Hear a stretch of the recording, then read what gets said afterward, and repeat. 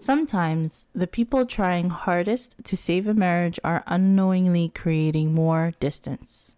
Let's talk about why. Yeah, we'll figure that out. What's happening here? Assalamu alaikum and welcome to the Muslim Marriage Podcast, where we show you how to find and build a marriage that lasts as a Muslim. I'm Zahra Hassan. And I'm AJ, and we've been married for 4.5 years. And let's get started. Let us begin. So this week's episode is entitled, Are You Accidentally Pushing Your Spouse Away? Deep question. Yes, it does happen sometimes. So this we've been working on a series entitled the Emotional Intimacy Series, where we talk about what are the things that help a couple to bond, right? What are the things that enhance the connection between a married couple? And we're going to take all of that information from our Emotional Intimacy Series and apply it to this question, which I thought was super interesting, coming from the Muslim Marriage subreddit. All right. Are you ready? Yes. All right, here we go. So this time a brother asks, I have been married to my wife for nearly 2 years now. We had a pretty rough start to get married, but alhamdulillah, through dua and istikhara, we were able to jump over the hurdles and we had a lot of good memories together. I am also a full-time psychologist. My wife and I are both practicing Muslims. She is a divorcee who came from a previous marriage that was toxic and controlling, and she carries understandable trust wounds and trauma from that experience, as well as from difficulties earlier in her life. She struggles with social anxiety and finds most social interactions draining, etc. I, on the other hand, tend to approach situations with curiosity, and I try to understand the reasons behind people's behavior rather than take things at face value. I prioritize mental health and see mistakes as learning opportunities. I have an anxious attachment style and have a deep need for physical touch and reassurance, particularly during and after conflict. Our communication styles clash significantly. During disagreements, my wife tends to shut down, needs extended space, and finds it very difficult to engage with emotionally heavy topics. I, on the other hand, become anxious during silence and tend to repeatedly check in, which she finds overwhelming and has described as persistent and pressuring. I can see how my checking in, while coming from a place of love and anxiety, could feel like pressure to someone with her history around control. She has expressed that she often feels controlled and that my attempts to educate or inform her, including around Islamic practices and her own emotional patterns, sometimes land as condescending or blaming, even when that is not my intention. She has also said she does not feel safe at times and has questioned the marriage during heated moments, including saying things like she cannot do this anymore and or engage in some form of minor physical aggression towards me. She has acknowledged after the fact that she often says things that she does not mean when escalated. From my end, I feel that my emotional needs are often unmet, that opening up about my own struggles tends to get deflected back onto me, and that my efforts to support her are sometimes interpreted as criticism. I try to regularly ask what I can do to be a better husband, though in calm moments she typically says I am already doing well, which then contrasts with the accusations that arise during conflict. She is resistant to therapy. She interprets my suggestions of therapy as me implying she is unstable, rather as a genuine gesture of care. I want to be a good husband and leader for her in the Islamic sense, and I genuinely want her to be happy and healthy, but I am also finding it increasingly difficult to manage my own emotional needs within this dynamic, and I am unsure whether I am part of the problem or how to better support her without triggering her defenses.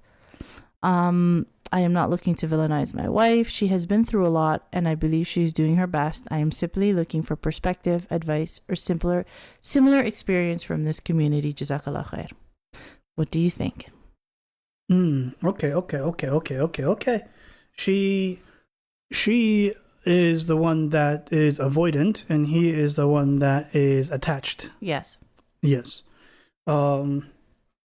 Usually it's the other way around. I've seen both ways often enough. Yeah.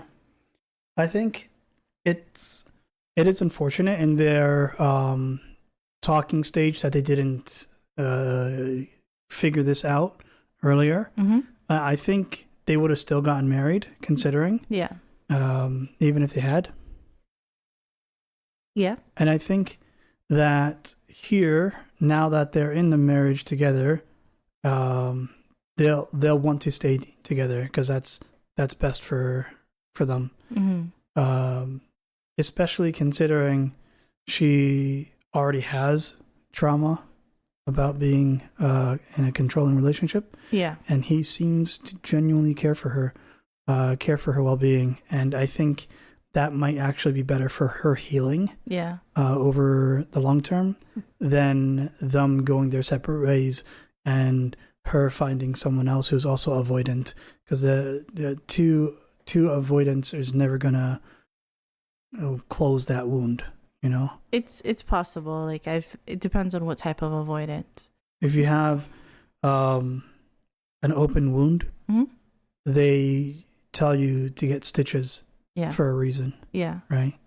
And so one side is probably going to want to try to reach out to the other so that they can try to pull the person closer to the middle. Yeah. Sort of like a magnet, you know? I think that's the answer here. So the question then becomes, can you see the reason why I chose this question? It's because the individual is a trained psychologist. So the issue here is not lack of information. At least not lack of theoretical information. Because one of the things that I have seen amongst people who work in this area of counseling, therapy, coaching, people who work in the field of relationships, is that sometimes we have a hard time seeing applying what we tell people in our own marriages. There's a bit of a blind spot there. I think that's the same for literally almost every single profession. Yes. A chef. Yes. When they come home, they primarily eat microwaved food. Exactly. Right. So, but here it's different because they do their best. Like they think that they're taking we think that we're taking our own advice, but we're not. We fall into the same one. And I say we, I just mean everyone in who helps people with their relationships. We tend to fall for the same pitfalls everyone else does. Yeah. And we have a bit of a blind spot of seeing our own mistakes. Like for me, this was particularly true when I was single and looking for, it turns out you. I just kept making the same mistake. Like I would be that morning coaching somebody on make sure, if you see this, it means this, you need to walk away, don't forget.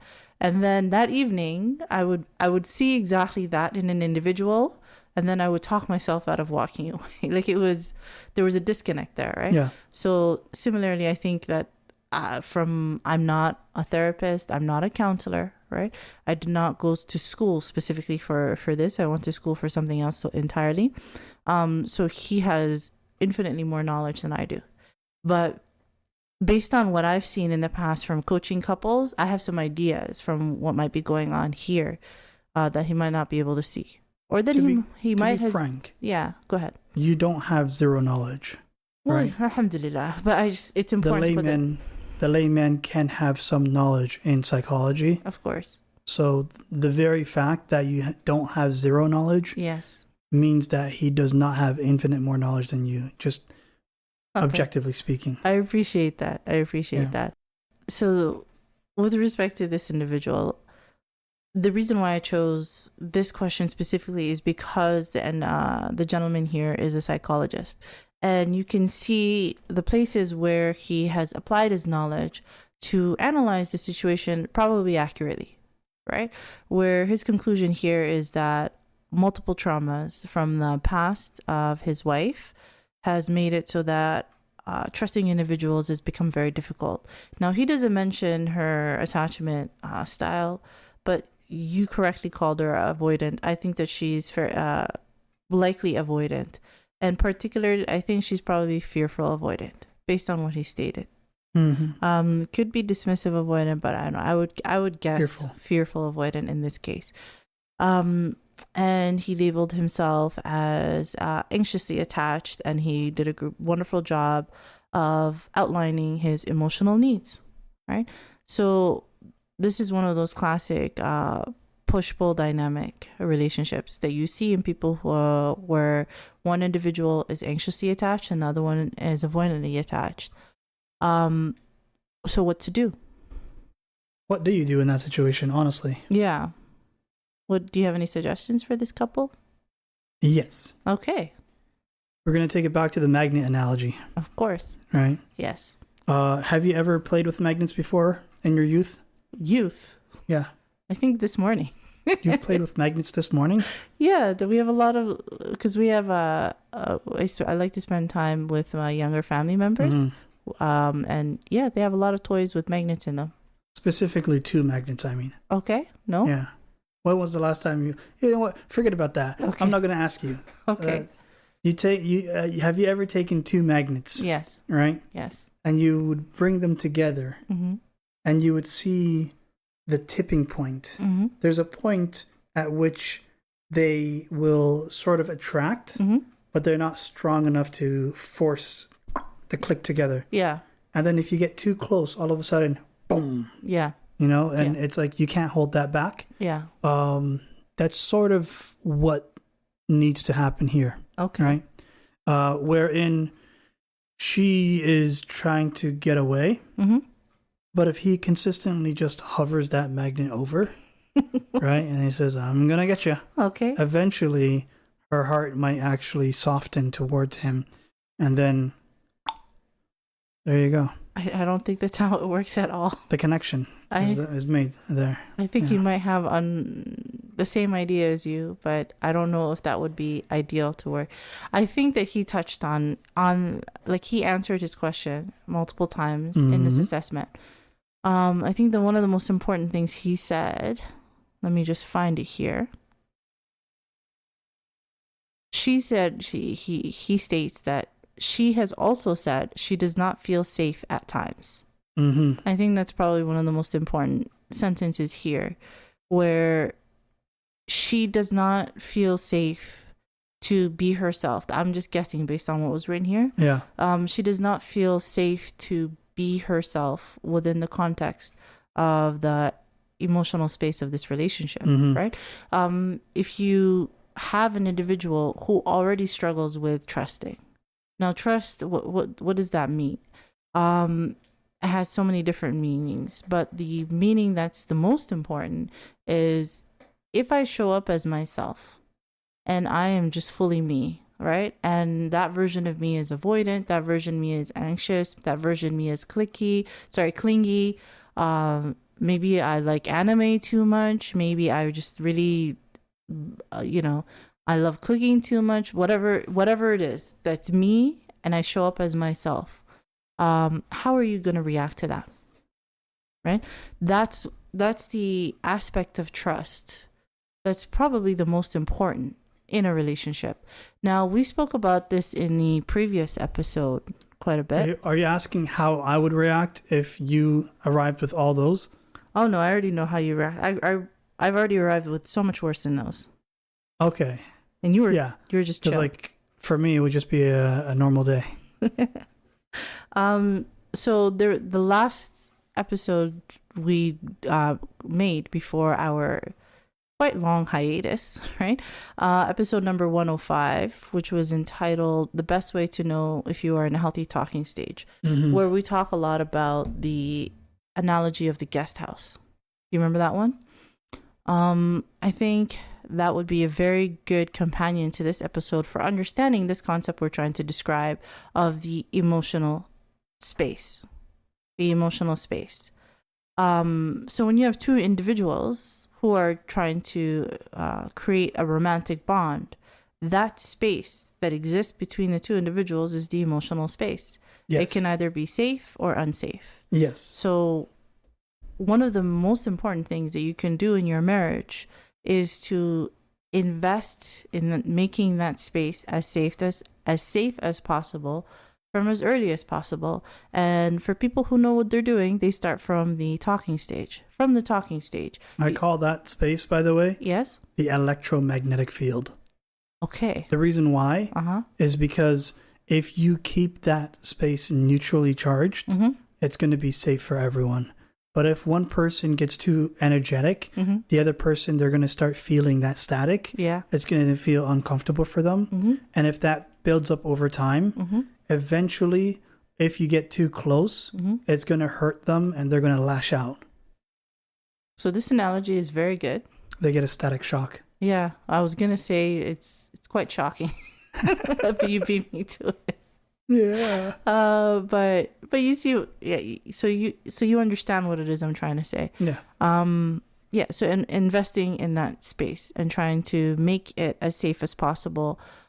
That is going to be more challenging for people who have this dynamic of anxious and avoidant relationship, where they have this push-pull dynamic.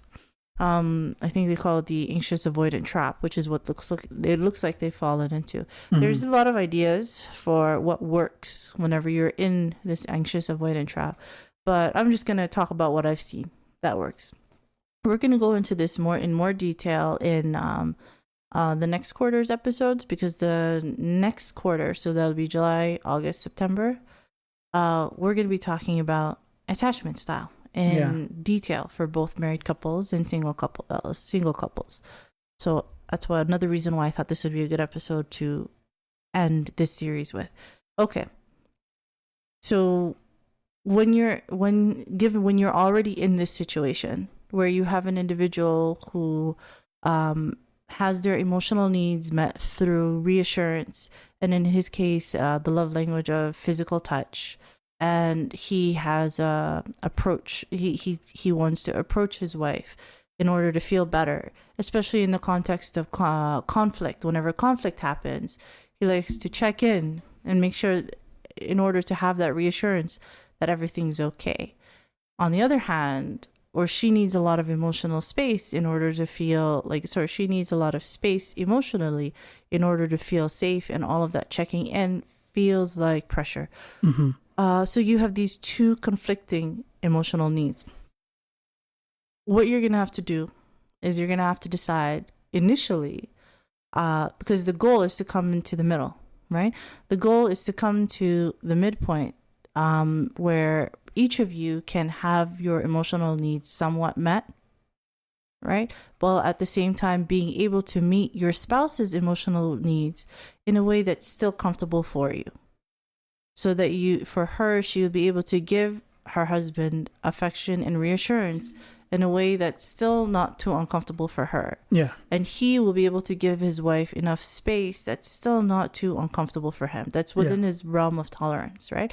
So finding that midpoint between the two is going to require a little bit of compromise, patience, and I don't like to use the word sacrifice, but sacrifice. I found it. What's the word? I found the midpoint. Oh. Anytime she's feeling down, Mm-hmm. the husband just goes, pats her shoulder and says, "There, there." That's the last thing she wants, though. And then he walks away. Okay, that could be a strategy. Beautiful solution. It could be a strategy, but she's gonna be like, he cares. He really cares. Yes. So it's gonna take patience, compromise, and communication. Yeah. Compromise, I don't like to go all the way to the level of sacrifice, but in the beginning, one person is going to have to do a little bit more than the other. Give a little bit more than the other. And in these dynamics, it's usually going to be the one who is more anxiously attached. Mm-hmm. The reason for that is because the emotional intelligence, or the EQ, or the emotional availability, is a little bit more in the anxiously attached individual than it is in the avoidantly attached individual. Yeah. So they are more comfortable with stretching themselves than the other individual. Yeah. Right? People who are avoidantly attached tend to be a little bit more rigid, mm-hmm. And are able to tolerate less before it becomes too much for them. Yes, rigid is actually the perfect term for it. Mm-hmm. I'm going to make up a new word now. Okay. Irreflexible. Irreflexible? Yeah. Why does that make so much sense? I'm gonna forget by next week, and now it's gonna be a word in my vocabulary. Anyway, so irreflexible. They tend to be a little bit more irreflexible. So therefore, the conversations that we have with couples, right?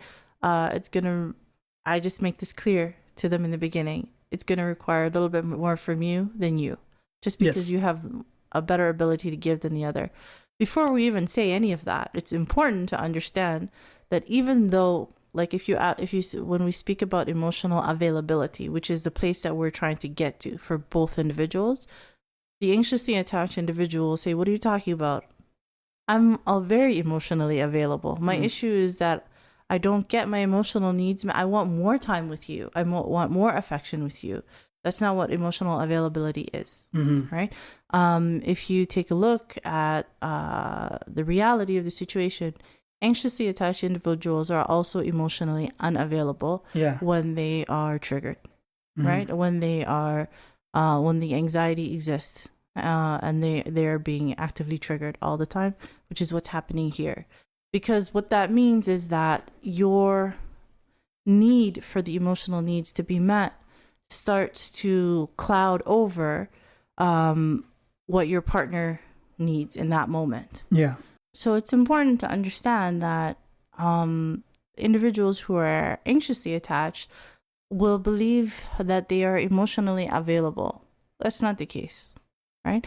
They'll say that, look, I'm doing what my desire is for companionship, is for affection. I want to be closer to this other person. I'm doing everything I can to be closer to the other person. But that's not what emotional availability is. What emotional availability is defined is by your ability not only to connect with yourself, which we're doing a really good job in, right? That's something that anxiously attached individuals excel with, is with introspection and personal insight, right?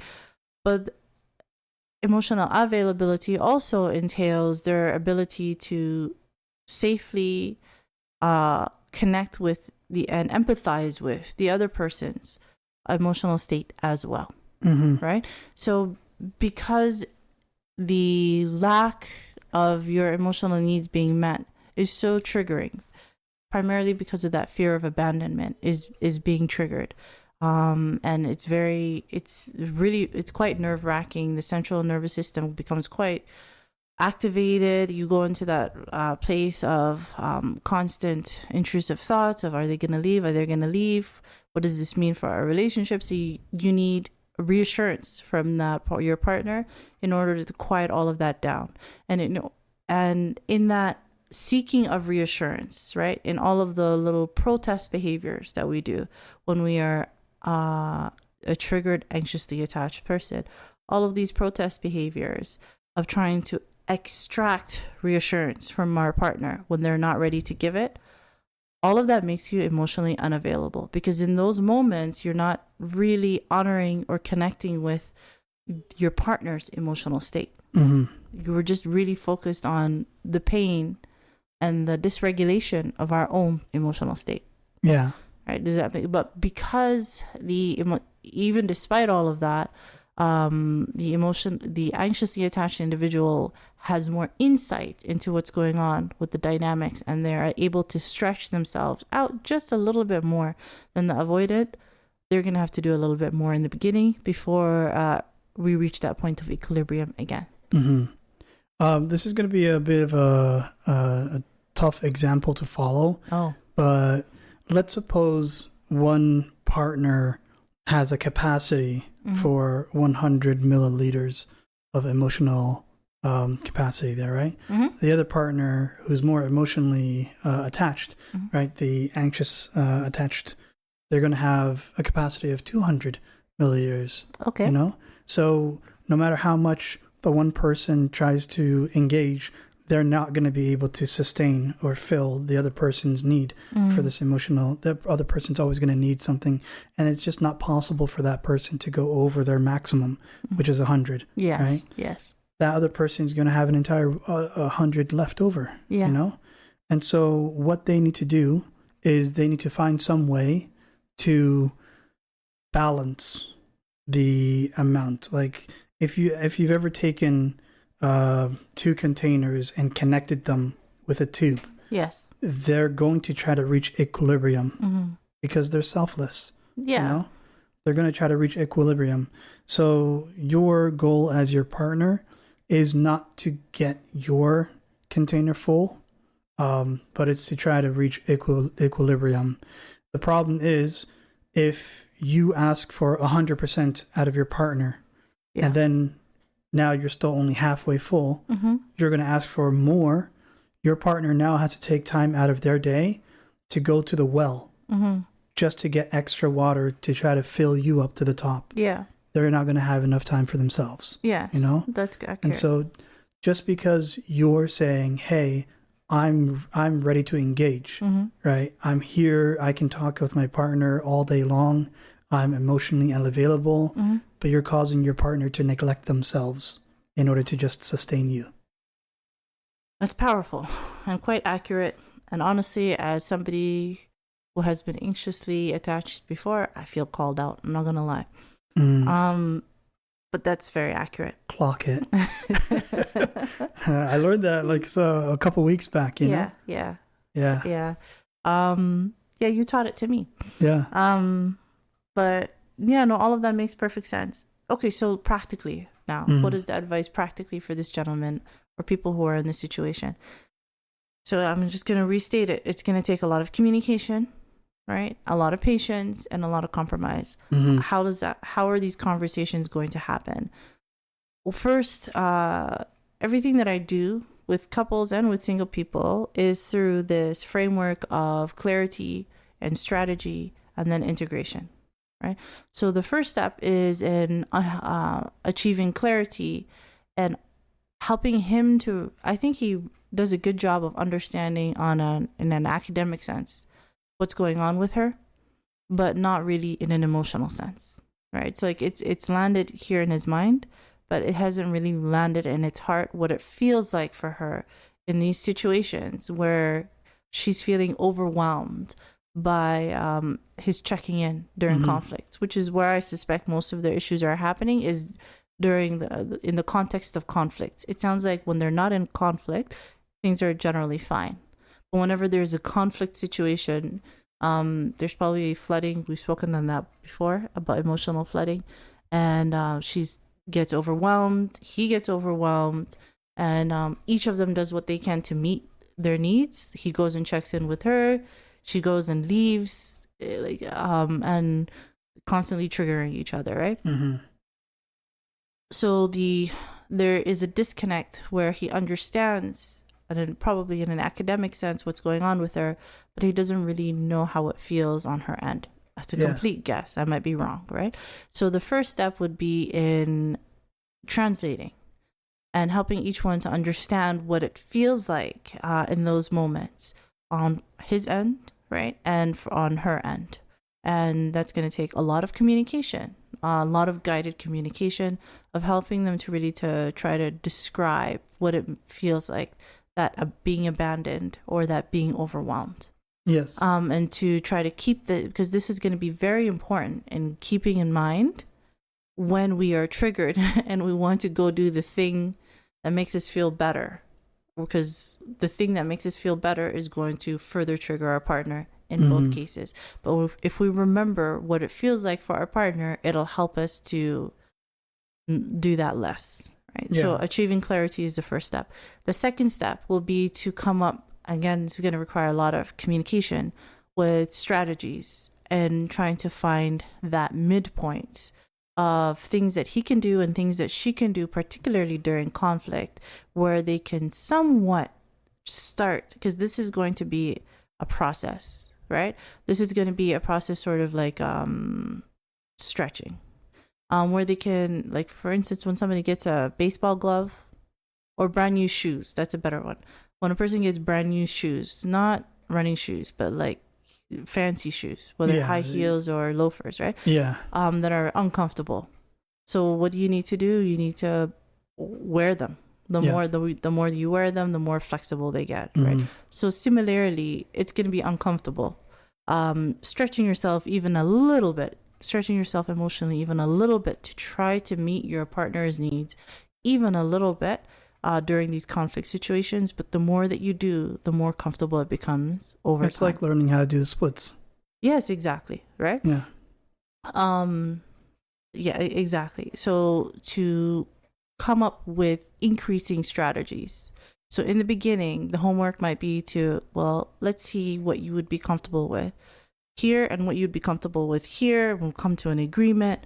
It might go something like, okay, so a conflict has happened, and the wife is in a state where she would like to withdraw, and the husband is in a state where he really needs reassurance, and he would really like to have this conversation now.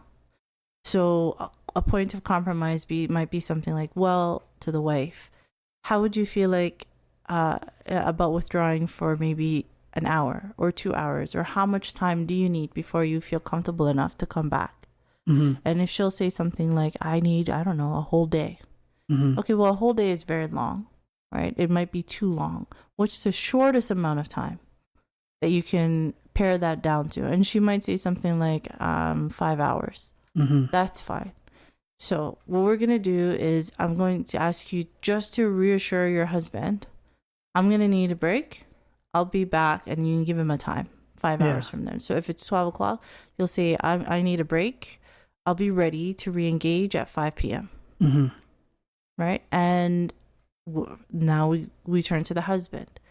How would it feel knowing that she's just going to be taking a break because this is overwhelming for everything that we learned in the clarity section, right? Of what it feels like for her, that this isn't a story about him and how she's going to leave him and how she's overwhelmed about him. No, this is a story about this is what it feels like for her, regardless of who happens to be triggering her in this moment. So there's no reason to take it personally, right? Given all of that context, I would ask him, how would it feel if she told you she'd be able to come back in 5 hours? Typically, he says that's better than having no time limit, right? Yeah. The 3 days or 4 days or whatever it takes, 5 hours is a lot better. I think I would be able to cope.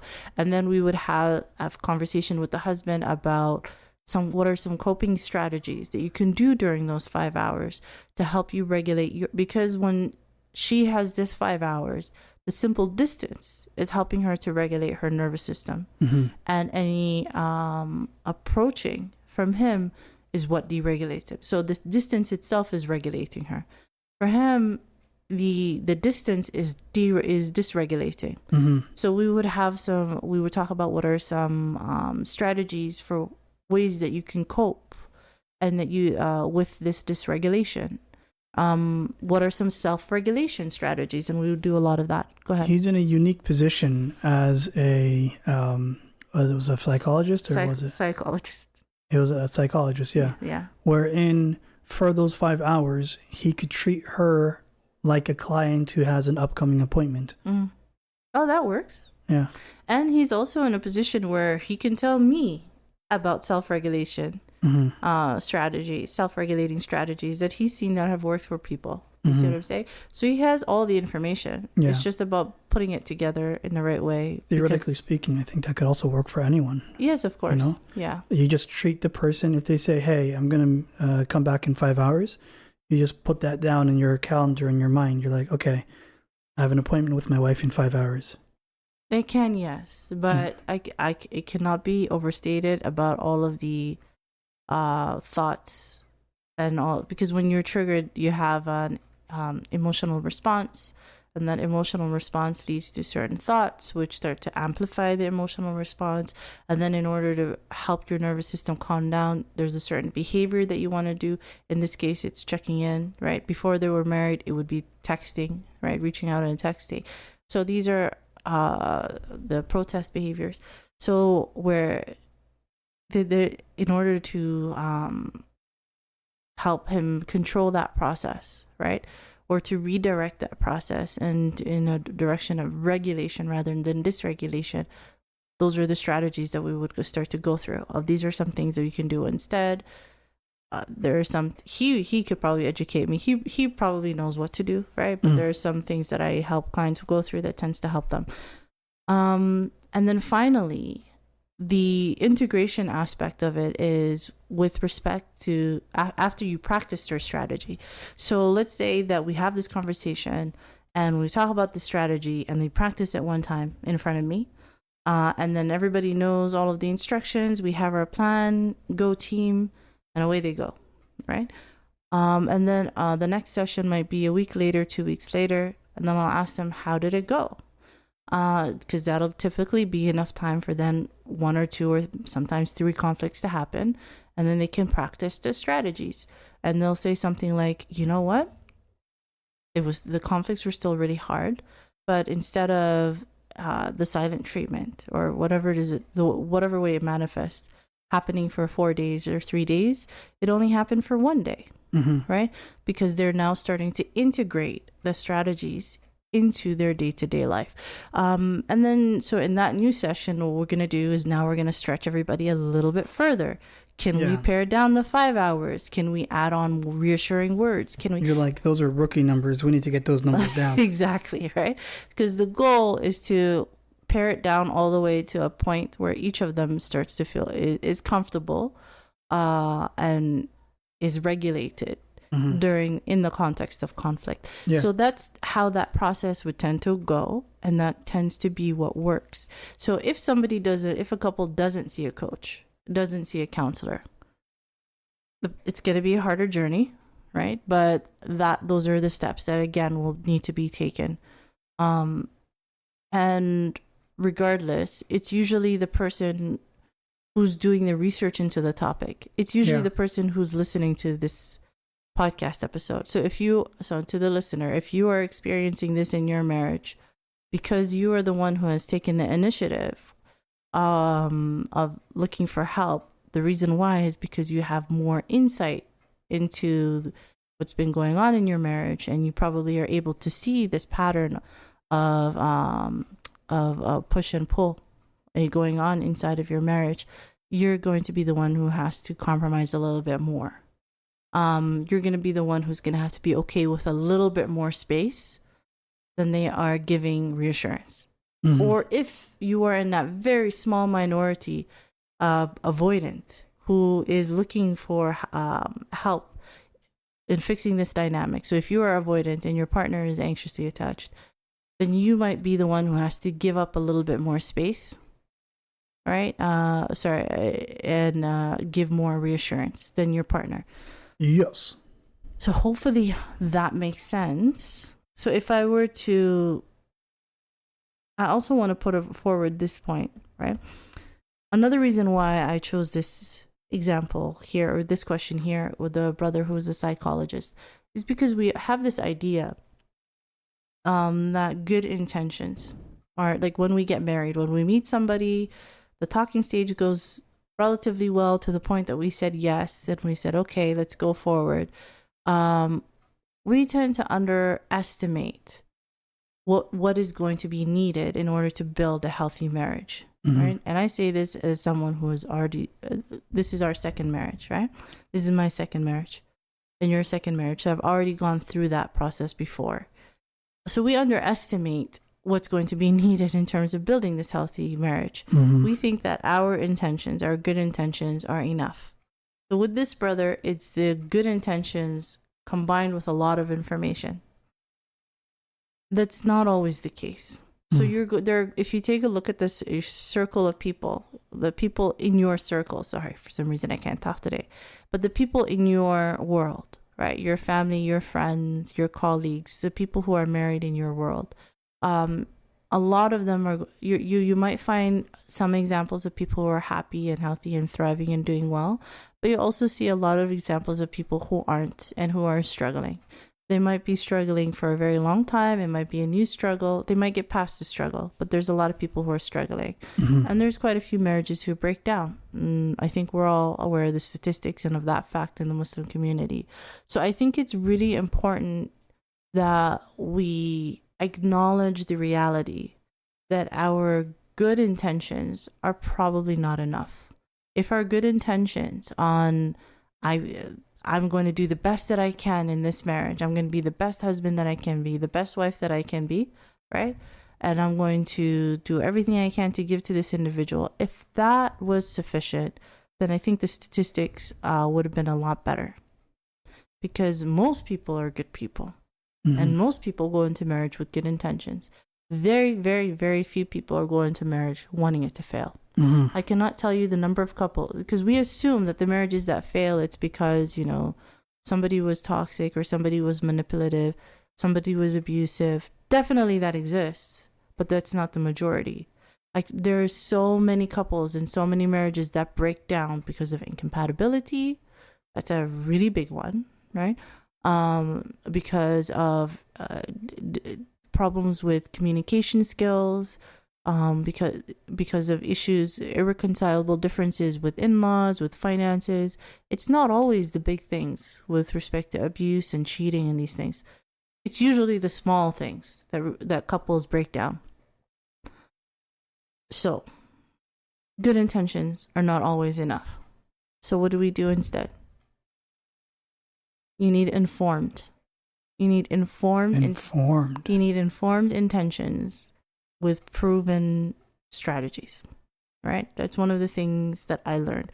So that in my second marriage, when I became married to you, I think, alhamdulillah, by the mercy of Allah subhanahu wa ta'ala, one of the things that really helped us, because God knows we have our own, there are many points where we had our own conflicts, and we had to sit down and we had to trial and error and figure it out and see what works and just do all of that work. But all of that work was not random, right? Mm-hmm. All of it was intentional in that it's something that I've seen work for another couple, or it's something that I've read about, or it's something that someone has done the work already. Mm-hmm. Now, to close up this point, let me give you an analogy, right? This point of why it's important to have informed intentions rather than good intentions. Let me give an analogy. Do you remember a few years ago we watched that show, Squid Games? Yeah. On Netflix. Yeah. Do you remember the premise? Yeah. Yeah. So we're not going to go through the premise because I don't normally like things that are quite violent. That one was quite violent. The premise, by the way, was people that were poor were given an opportunity to earn money by going through these games that required potential risk of life. Yes. All right. So that's not unsimilar to what's going on in the real world today, right? But that's what the premise of that game is. So I don't remember almost all of it, but there is one scene that I remember very vividly, that I derived a lot of lessons from, and weirdly comes up in my mind quite often. Do you remember there was one game, the tug of war? Yeah. Where you had two teams. Yeah. Right? And each team, so there's a rope. Each team of, I don't know, like 7 or 8, I don't remember how many individuals, holds onto one side of the rope. The other team holds onto the other side of the rope. Yeah. Each team pulls, and whoever team wins is the one that is able to pull their opponents towards them. Yeah. Right? So that's the tug of war. I remember there was initially the protagonist, right? The main character and his team watched the tug of war of someone else, the two teams ahead of them. Yeah. And saw everything that went wrong, and they said, "Oh no, this is very scary. What are we gonna do?" And then one of the members of their team said, "Listen, I've done this many times, many years. And I know we're much weaker, and yet because their team contained an old man and multiple women, whereas the other team was just all men who were very strong. So pure physics, strength-wise, the other team is probably going to win. So the main character of the team that contains the old man, he said, "Listen, I played this game many times. Let me tell you what we're going to do. This is the strategy we're going to employ." So he told them step by step, this is what we're going to do. And spoiler alert, it worked most of the time until it started failing. And when it started failing, another person in that team said, "This is what we're going to do. We're going to employ this other strategy." Yeah. And they employed a second strategy. And those two strategies together made it so that the main character's team won. Yeah. Right? So their chant, by the way, Hana, do, set. Oh, yeah, right? Hana, do, set. 1, 2, 3? Yeah. Okay, so if you pay attention, it's simply a game of holding onto a rope and pulling. So you have that good intention, especially with the team with all men. You just have that good intention. This is straightforward. We're going to hold onto the rope and we're going to pull. Yeah. But strategy, right, especially informed strategy, will win every single day of the week. So hopefully all of that's clear. And to summarize what I've went on and on and on about in this episode.